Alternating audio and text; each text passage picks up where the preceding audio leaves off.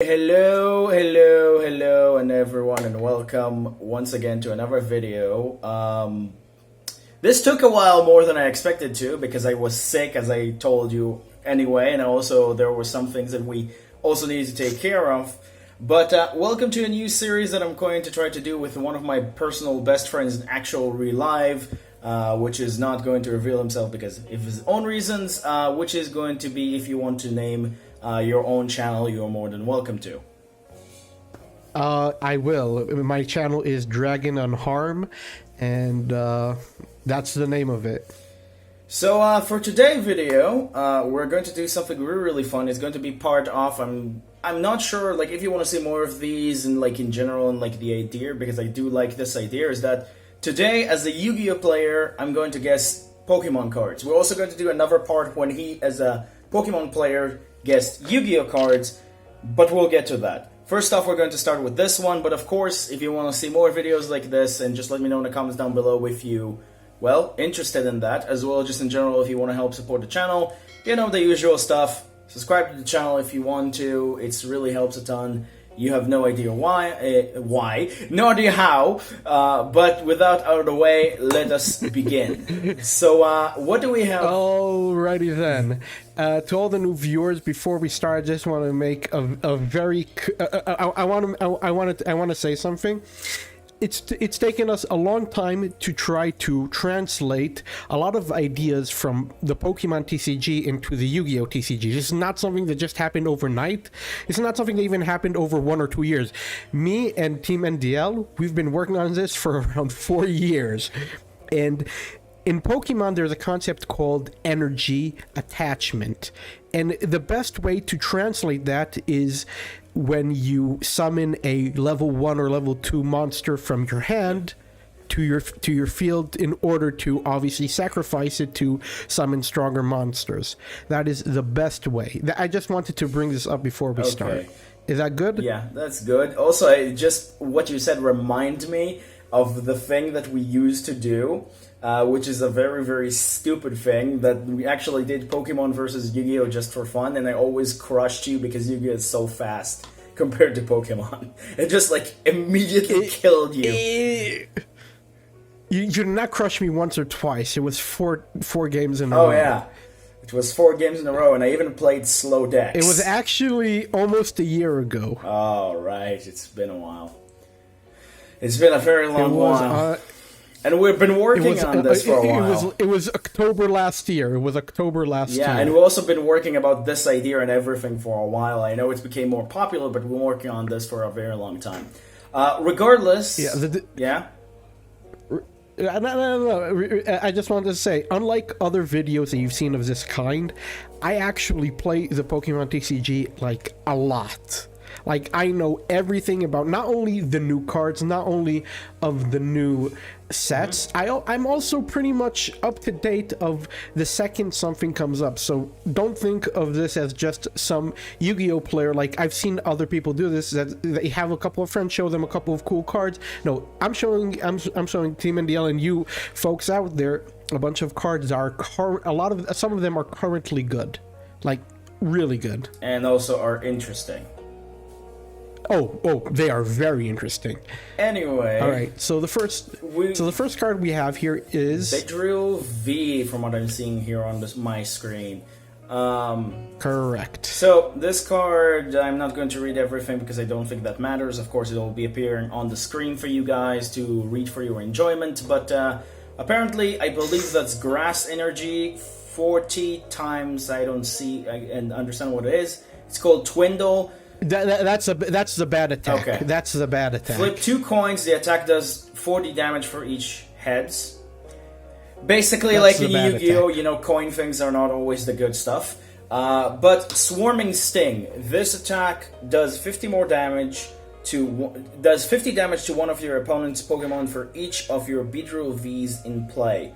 Do not apply weakness and resistance for this bench Pokemon. Question. Right. How many Vs can you play? Up to 4. Wow. Okay. Also, I do like the fact that the first attack does keep for, like, you know, the flavor of the Pokemon card, even though it's not really the best, but I do like the flavor. I like the flavor too. So I think this is a really cool, just from my thought out there, when I think about this. I'm not sure how grass strong it is, but I guess like Pokemon is like really different than like, you know, Magic the Gathering and energy, things like that. Like you are focusing probably on a certain type, just like those kind of games, because, you know, makes sense. But sometimes, I just want to throw this out there. Sometimes yes, sometimes okay. no. Type doesn't mean as much as it used to anymore. Okay. But I also think like if you have 4 of these, this is absolutely insane. One attack does 4 damage, 200 damage for anything. Like you have 4 Vidril V's basically evolve. That's actually a lot, and also how easy it is to evolve into a V form. You don't evolve. This is a basic. You just slap it on the bench. Oh, that's even greater. This is absolutely ridiculous. So I'll tell you this right now. The card is not that great. Interesting. Why?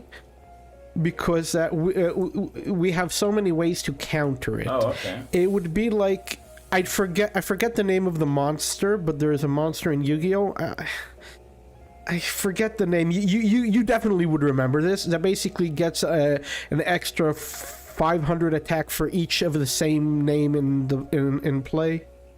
500 attack for each same name in play, not dragons or something of that nature. It could be. It's been such Buster a long Blader, time. maybe. You mean? It could be. Buster Blader getting 500 Maybe. attack for each dragon monster in play, basically. I think for both sides. No, but imagine that, but just on your own side. Okay, I don't remember if that's the case. Anyway, it would be good. This would be good. This would be good in a different meta. Mm-hmm. But in the current meta that we're seeing right now, people play this for content. Okay. If they play it. So it's basically a bad card. So my guess was incorrect. It's a bad card. Okay. Oh, that's a shame. We're off for a good start. Anyway. Yep. Anything else you'd like to add for this card before we'll move on? Nope. Okay. Then we'll move on into the next card. Boosts Shake, I think the name. Search your deck for a card that evolved from one of your Pokemon and put it onto that Pokemon to evolve it. Then shuffle your deck. You can only use this card during your first turn or on a Pokemon that was put into play this turn. Your turn ends. Huh. Yep. I think in one hand... so just give me from the line of thinking that I think here. In one hand, it's really good because it picks specifically what you want, but it can only be used in the same turn or a Pokemon that you immediately played and essentially benched. But you also lose your attack. So that's actually sometimes a very big downside. So if used for a setup, I think that's pretty okay. But I think you are 100% correct. But I think it's more of like, just give me a second, like it's more of like a meme/combo card, basically. Yep. Okay. Yep. This is basically used. Let's say you put a level, let's say you put a level 3 monster, and you want to obviously look for the evolution of this monster, like, well, not the evolution, but let's say you want to have an instant sacrifice, but it ends your turn. It would do something like that. Ooh, interesting. But you said it's more a meme card. Because I wouldn't say it's more meme card. It has its uses. It has its decks. It's just not. It has its uses. Yeah, it's just not as like a meta card. It used to be like people used to speak about if it was meta or if it wasn't meta, but recently it's less meta. But people still remember this card. If they see it, like they're not surprised. Okay. Okay. Next card. Next card we have Canceling Cologne. Got English. It shows that English is not my first language. Just a second. To any player who dares to come to any events without cologne, this card is for you. I mean, that goes for Yu-Gi-Oh players as well. Just shower. Yeah, I'm talking to any player. Just shower. Player in these types of stuff. Yeah, just shower, man. Anyway, this card has an interesting effect for an item. Until the end of the turn, your opponent active Pokemon has no abilities. This includes Pokemon that come into play during that turn. So basically, it's just a form of negation, I guess. It's a form of negation, I guess it's like Valor, but not as not as a monster or as a hand trap. It's basically more. It's basically more of a on your turn you can. The best way for me to translate this is select a monster on the field, a monster from your opponent's side, and until the end of your turn, it has no effects. Question: in Pokemon, do you have the ability to respond during your opponent's turn? In any kind of shape or form? Not really. We sort of had something. We had like, was it Sableye? I don't remember which one was it, but we had something that did something on your opponent's, like if on your opponent's turn. I think that basically meant nothing, but we really don't because our game is more of a turn by turn base. Okay. So another thing that I want to ask about this is that. Basically, are there any like broken abilities this will be good with? Because otherwise, I think this card will not be good at all. Like if there's broken abilities, this card is very, very good because in Pokemon we have a concept called wall decks, i.e. monsters that you just cannot knock out for the life of you because they're healing all the time or just very hard to remove. Yeah, exactly. Fine. So the point of this card is to get rid of a lot of these like effects and defensive mechanisms. Just kill them. Correct. Okay, actually, a very good tech card, I guess. We have ways around it, but a lot of people still talk about it when they're building decks. You know, like, do I want to use this effect to get rid of that a potential wall Pokemon, or do I just throw one of Cancel and Cologne in my deck to get rid of it and close the game? Like they have that types of thoughts. Interesting. So it's a good card, but not like borderline broken. It's just useful. It's I guess you can say it's a weaker Valor, but it's still good. Okay. Next up is Ditto in a Pokemon Go version. I don't know if that means anything in this art, but anyway. It means something. It does mean something, but I'll tell you later. A set. Whatever. Pokemon Go is a set, but first of all, read the ability. You'll understand, and I'll talk about this card a little bit. Sudden Transformation. This Pokemon can use attack of any basic Pokemon in your discard pile, except Pokemon with a rule box. Pokemon V, Pokemon GX, etc. have rule boxes. You still need the necessary energy to use each attack. So basic, you say. So basically, yeah. Like, I don't know if there are any kind of those that basic that have no rule box or whatever, but if there is, rule boxes doesn't really translate well, but I'll do my best. So what Beedrill V, for example, you cannot use. Beedrill V you cannot use, okay. Correct. So what's so special about this card, about Ditto, is when you this specific card came from the from the one of the recent sets that came out in July, the Pokemon Go set. Okay. And the only way to pull this is to pull a card, and it had a sticker on it of a different card. And you had to pull it because Ditto was hiding in your pack. Huh. And that's kind of cute. And that was like a cool gimmick. That was kind of cute. Sounds like. Yeah. So the best way to translate this is, I guess it's like in Toon's world, that you can use that you what's the name of that Toon monster that can basically shapeshift into any monster. I forgot. For one attack. For what? Mimicat, maybe? Yeah, it's like Mimicat. The spell card. What? It's a spell card, but anyway. Yeah, but basically, it can basically use attacks from any monster in your graveyard from level 1 to level 3. Like if you have an effect there, then once per turn you can copy that effect. But you cannot use this card to evolve into something else, even though it counts as that Pokemon. You cannot evolve because it's still Ditto, so it's still a basic one. So it basically can copy the best way to do it in Yu-Gi-Oh is it can copy once per turn. It can copy an effect from your from any level 1 to level 3 monster in your graveyard. I think this is pretty decent. I'm not sure how good it is, but it could probably have broken potential. This could have broken potential. You got it on the pulse. It's very good. A lot of people like it, but it's not like broken good. It's been like a little bit memed, a little bit not memed. Like people try to play it with a deck called Mad Party. People try to play it with a special Magikarp deck that came out with Pokemon Go. None of them saw like super success, but it's just a really fun enjoyed gimmick. These decks and they respected it. Fun gimmick, as always. It's always fun to do these kind of things. Yep. It's always nice to have a card like this, I think, in the game. That's, like, not broken, but just everybody can use it and it's just, like, fun to use. Not like Crystal Haki Firebucks in Yu-Gi-Oh!, but we'll get to that when we'll get to that. Yeah, we'll get to that when we get to that. Next card. Wait. PewDiePie clap. Next card. Of course.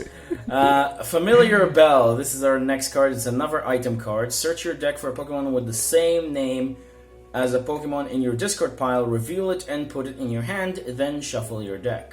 So basically, it's a searcher, but after a card dies, basically. Yes. Or sent to the graveyard. Discard pile for you, but yes, I get the idea. I think it's actually pretty good. It's like giving you the ability to just get whatever you need to. It doesn't say basic, so it says anything. Yep, it doesn't say basic. So if you're playing anything. Like, let's say, I don't know, I'm not saying, of course, the B-Drill is like a good deck or anything, but like you understand what I mean? Like you have something specific you want to get to in a win con, and you don't mind like one of them just died or something of that nature. I don't know how that works. Like when you evolve, you discard the previous version or not? How does that work? When you evolve, you do not discard the previous version. So you basically just have it attached under it. So when it dies, it counts as a discard, right? Yeah. Okay, so let's say, I don't know, you're playing, I don't know if it's even a deck, but Crobat Control. Let's say I'm throwing a name out there, Crobat Control. You playing that, and that's your entire win con, and you have 4 copies of this in your deck, and you're just trying to fish into the pieces every single time. That actually could be really, really useful, I think. So the thing is, if we didn't have other cards, people would play this 100%. But we have much stronger cards that interact with the game's play much better. I mean, in Yu-Gi-Oh, I would not say it's broken, but the fact that you can have a generic card that fetch you any card that you want to, even any monster, that could be really good. Because let's say I use a hand trap, I can get another Effect Veiler or another Ash Blossom. That's absolutely ridiculous. But I guess for you, it's a little different. You know my opinion of Ash Blossom. The feet. That card, Ash Blossom. Seriously, y'all have problems if they didn't ban Ash Blossom yet. We have problems that they basically build cards so broken that Ash Blossom is a necessity. That's a whole different topic. But you cannot play any deck without Ash Blossom anymore. I wouldn't say Ash Blossom, but board breaking cards / hand traps. If you don't play, what's the other one? Not Valor.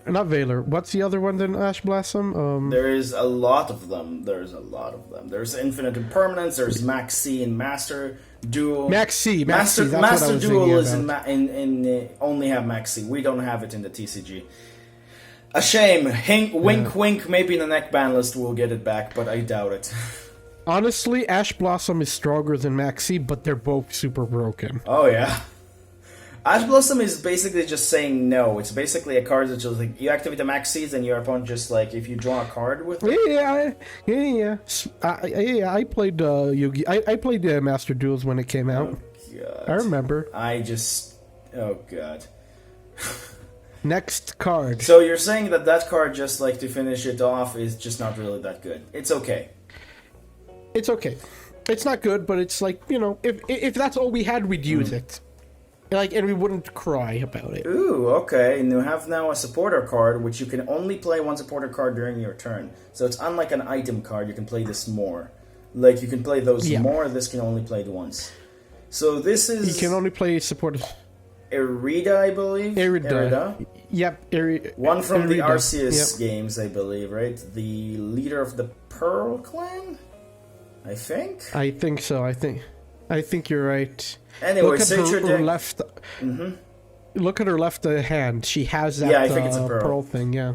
Anyway, search your deck for, I believe, a water Pokemon, right? And an item card. Yep. Reveal them and put them in your hand. Then shuffle your deck. Are you serious? This card is nuts. It's nuts. It's yes. insane. You got it right. Like, okay, just even like, thinking as a Hearthstone player, as a Yu-Gi-Oh player, as like sometimes even a Runeterra player. I'm not playing that anymore, but from my just pure experience, search for the fact is like getting basically just let me getting a finish. water Pokemon is not what makes it broken. It's getting both the water and the item. But also on top of that, just to give me finish a line of thought, the fact is that in Pokemon there's not really a concept of mana, right? It doesn't really work that way. But the fact that you have a card that even if it's just cost 2 mana or 3 mana or whatever, like, a decent amount, the fact that you have a card like this that tutors specific cards, it's not even a Pot of Greed, it's draw 2 but specific 2 that you want, is insanity. Even if you can play like 4 copies of this, and you can only play of them 1 per turn, like, Pot of Desires and stuff of that nature, it's just Pot of Desires, but on cracks. And if Yu-Gi-Oh had something like this, it's just like break the game immediately. Insta-ban. So you want me to tell you the worst part? We have so many good water Pokemon that can just be thrown into any silly deck. Oh god. Oh no. We have a card called... I'm not going to tell you because this could be for another video. But trust me, there's a lot of good water Pokemon that... Well, Natty will be happy to hear that. One of my friends. And as you can all see, your boy is not broke. If you look a little bit to the right, to the right of the screen, you'll see that I have indeed pulled. I pulled it. I didn't trade for it. I pulled the full art Irida. Why does it matter to me? I'm just kidding. Oh. Because your boy want to flex. Of course you do. Next card. The next card is a stadium card, and this is our new kind of card. Yeah. This stadium stays. Oh, and you didn't see this yet, right? Yeah, I never. Oh my god, you're gonna have a field day. You're gonna have a field day with this one. I never seen a stadium card before. I think that's the only type of card that you never showed me in real life. This stadium stays in play when you play it. Discard it if another stadium comes into play. If a stadium with the same name it's like a field. Playing, it's like a field. It's like a field spell. But it's like old Yu-Gi-Oh field spell that when you're playing a field spell and your opponent have one, he has to discard his one. Yeah. Okay. So it's like old Yu-Gi-Oh in that regard. They kept the old rules for Yu-Gi-Oh. Today. I actually like that a little bit better. Yeah, I do like that. I do think that's a good thing, especially with Mystic Mine. But regardless of that, today... Oh yeah, that card is problematic. I did read that one up. Yeah, anyway, we're not talking about Mystic Mine, we're talking about the entire thing. Basically, Yu-Gi-Oh! Today has the ability to just have both cards. Each player have one field spell of those. Yeah, I know. So it's really dumb. Read this card. You're gonna be like, why is this not banned? I promise you. I know. Like, I'm just going to let me finish this. I know why they did the fact that everybody have their own field spell when they're play, but I also think this created so much design problems. But now let's read the card itself. The card for Pokemon. Once during each player's turn. Why? That players may discard 3 cards on the top of their deck. If a player discarded any item card in this way, they put those item cards into their hand. Why? This is basically discarding the top 3. If any of them are spell card trap cards, put them right into your hand. It's basically if any of them are like some kind of a spell card or a quick play, I guess. No, I think this translates better for trap cards. What item cards are trap cards? But the way that this card is sort of works. Oh, okay. It doesn't matter. The point is, you can discard up to 3 cards, and if you build your deck around it, you basically get 3 free cards.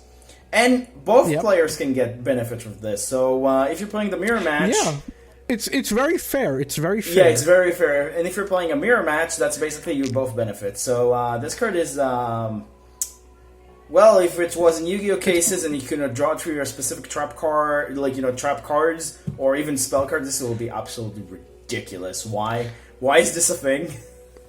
Why is this a thing? Oh, this is very good. Like, a lot of players now are very iffy about it because for them discarding 3 is still a lot. But yeah. If you build your deck correctly and if you make it work, baby, you get 3 free cards.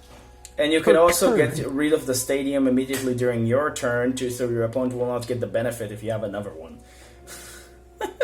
No, you can't play a million stadium cards. You can only play 1 stadium card per turn, but still. Oh, okay. There are ways to get rid of it. No, we have ways to get rid of it. Okay, so that's dumb. That's so stupid. But there's no reason to get rid of it for one basic reason.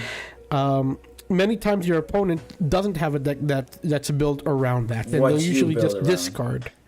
Yeah, or not use the ability because they don't want to risk it. Yeah. Now, I've played it. I've played it enough times on the Pokemon TCG ladder where I played it. I was like churning through my deck, getting whatever I wanted, and my opponent was like, "Yeah, no," done it for like 3 turns. 4th turn, he's like, "Maybe I'll click it." Bam! The card he was looking for got milled. Oh God.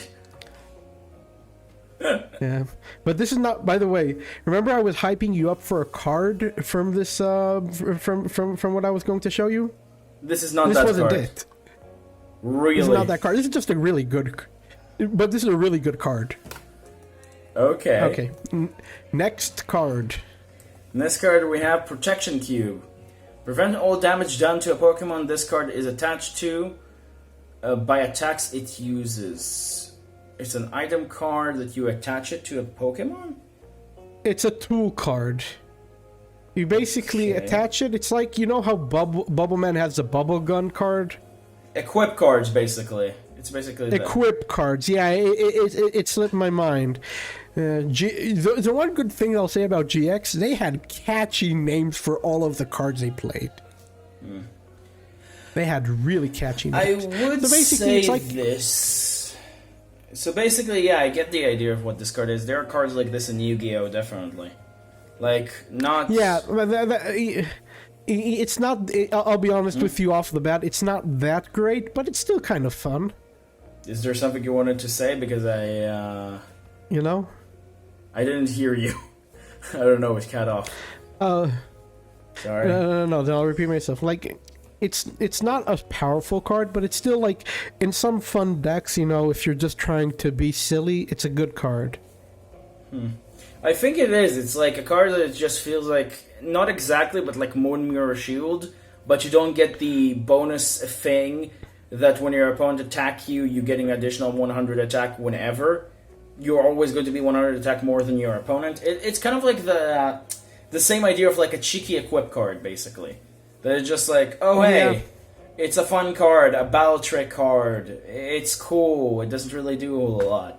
I think it's cool. I don't think it's that good, though. No, it's not that good. Next card. Next card, we have a Radiant Charizard, and I'm pretty sure there's another Radiant card after that. But we'll talk about those separately. So we have... separately. So I'll give a little bit of an explanation as to what Radiant Pokemon are. Okay. In the past few months, in the past few sets of Pokemon, we have gotten a new mechanic in the game called Radiant. What Radiant Pokemon are is basically you can they're making a lot of Pokemon with the Radiant name beforehand, with the Radiant rule box as well. This is very specific. This is very important. That basically you can only have 1 card in your entire deck. This is limited to 1 of Radiance. You can have a Radiant Eevee, Radiant Blastoise, Radiant Charizard, but you can only have 1 of them. You can't have a Radiant Blastoise and a Radiant Charizard. You can only have only a Radiant Blastoise or only a Radiant Charizard. And 1 copy. Yes, but let me tell you something. You want to be playing a Radiant Pokemon in every deck because they're that good. So only 1 copy of one kind in your deck. Okay. Yep. Insanity ensues, probably, if these are so good. So we have Radiant Charizard. This Pokemon attack cost, I mean, normal. I guess that's normal energy, less Colorless energy for each prize card your opponent have taken, and then it has Combustion Blast with 1 fire energy and 4 colorless energy. During your next turn, this Pokemon cannot use Combustion Blast, and it's its only attack. But I guess this card is absolutely ridiculous because of the fact that, like, if you just drop this in the middle state of the game, like when your opponent even taking just like, I don't know, I'll give a prize little bit cards. of a translation to Yu-Gi-Oh. All right, for each 1,000 damage that you're missing, let's say in order to play this card into play, you have to sacrifice, let's say, 4,000 life points. You have to do. Not 4,000 life points. Four monsters on the field, right? Okay. Sacrifice 4 monsters. Yeah, four monsters in order to summon it, right? So basically a Link 4. And it does. Is that what you mean? Yeah, a Link 4. Yeah. But it does, let's say, 4,000 damage, right? 4,000 attack. Okay. It has, let's say, 4,000 attack. Okay. But its ability is for each 1,000 life points you're missing, it costs 1 link less. Oh my god. I mean, it cannot cost less than 1, obviously, but I get the idea. This will be absolutely insanity. Like, if something like this exists in Yu-Gi-Oh, like, you know, a Link monster that costs less for each, like, 1,000 life points you're missing, or even 2,000, and a Link 4, basically it means when you have 2,000 life points, you basically can summon it with 1 monster. And 4,000 attack, and it's absolutely ridiculous for an OTK potential. Yeah. This is just... You know, more like 3,500. Let's just say 3,500. Still, that's super broken. Point is, it's just absolutely insane how big it is. Yeah. I'm not sure. By the way, this still isn't the most. It still isn't the insane card that I hyped you up for. I'm just going to say this before we'll just move on. I think this card is good in Pokemon. I'm not saying it's like insane. In Yu-Gi-Oh, no, it's insane. No. I'm just I'm trying to contrast it into Yu-Gi-Oh. In Yu-Gi-Oh, like, you know, 3,500 bit stick that does nothing if your opponent have interruptions. Does nothing, even though it can be summoned really easily and everything, but it's still very, very good if something like this would have existed in the game. It's absolutely ridiculous. This looks ridiculous. By the way, before we continue, the next card is a card that if you had it in Yu-Gi-Oh, I think you'd be like, why? Okay, you ready? Radiant Venusaur? Yep, read the ability. Once at the end of your turn, you may use this ability, draw 4 until you have 4 cards in your hand. Wait. It's every single end of turn? Yep. Why? Am I wrong to say that you love this card? I mean, that would give potential for so many, like, rogue decks existing, because rogue decks use too many cards, and having the ability to just refill your hand and just now be, like, you know, reckless with it is absolutely ridiculous. And but it's at the end of your turn or every. Yeah, but think about this: if the game would have been a little bit slower, and if the game, like, you know, evolved into Monkey Flip and you just playing like 4 back row, and this is like your boss monster after you deal with your opponent, just basically mean, oh hey, I summon a boss monster that basically at the end of the turn fill my hand with traps that I can just basically set again next turn. Have fun. Yep. What the hell? How good is this? This would have been absolutely insane. Like, in a back row deck, it's absolutely insane. Nobody cares about the attack. Nobody cares about the attack. It's ridiculous. Like, in Yu-Gi-Oh, this just, like, would break the game. Even at the end of the turn, because let's say you're playing even a meta deck and you're using a lot of cards and your opponent trying to stop you and everything, and you're left with even 2 cards. One of them is a hand trap, one of them is, let's say, a card that you don't want to say for next turn. Don't want to use. You can draw potentially into 2 board-breaking cards for next turn if you survive, or 2 additional hand traps, or 2 additional extenders for next turn. It's like, it just gives so much potential for so many things. And it's also just incentivize you to use your entire hand, which is even more insane to me. Like, it's just ridiculous. This card is insane. I knew you would like this. This card would be absolutely insane if it would been in the game. I think it will break the game. And the next card is the last card. So let's move on. Yeah, the last card, Revive, a basic one. Put a basic Pokemon from a discard pile into your bench. So basically, just like how Revive works, I guess it just basically revive one if you're dead, or it takes a spot of one of your bench. How is that works? If you have room in your bench, you can play this card. So let's say you used all 6 slots, one of them died, and It's then like it's like Monster Reborn. Oh, okay. It's like Monster Reborn, but you can't summon any monster. It can only be level like 1 to 3. Okay, so let's say I'm just going to drop this as an example. Let's say I have 5 Pokemon dead. One of them is in my active spot, and then I have 5 spots left in my bench and can revive one back, basically. Even though I used 5 of my spots already and they died. Yeah. If one of them died, you can use this.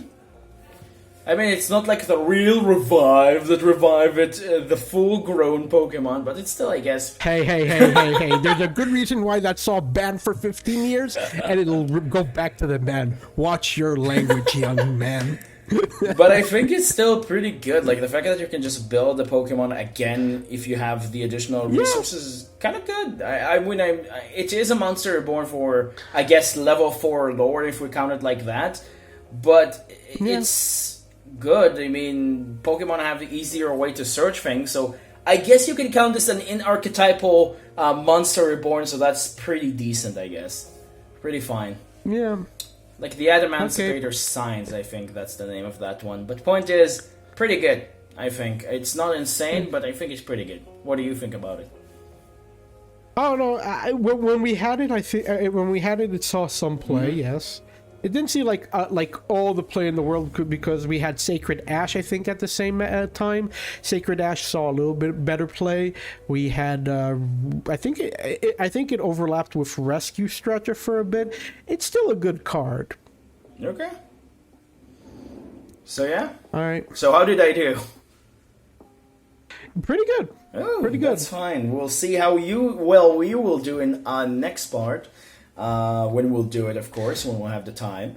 But anyway, that's been part 1, I guess, for 2, at least, unless I will do more of these, like, with other content creators of different card games, or just in general with other Yu-Gi-Oh players, if they can guess good Yu-Gi-Oh cards, or should say more of like how they know well Yu-Gi-Oh. That's a whole different thing that I'm a little bit working on, and I still want to see if that will work. Worst case scenario, you'll still get an interesting, 5,000 subscribers special, and essentially get to meet one of my personal best friends. So that's also kind of a thing.